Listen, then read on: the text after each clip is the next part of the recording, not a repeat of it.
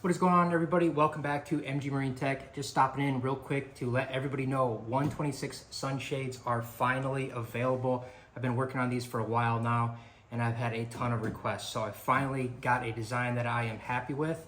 Now this is based heavily upon my 106 and 93 sunshades.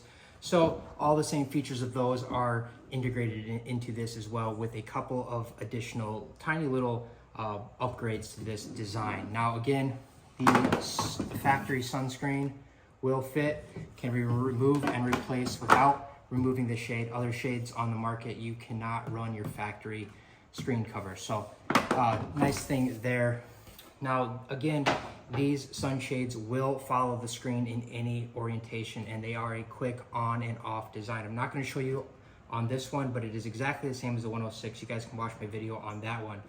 Now the difference between this shade and the 106 shade, apart from the actual size, is the mounting aspect. Because the 126 and the 106 share the same gimbal mount, but have a larger screen, I had to have spacers. So there are, in the kit, you will get 2 spacers and 2 knobs.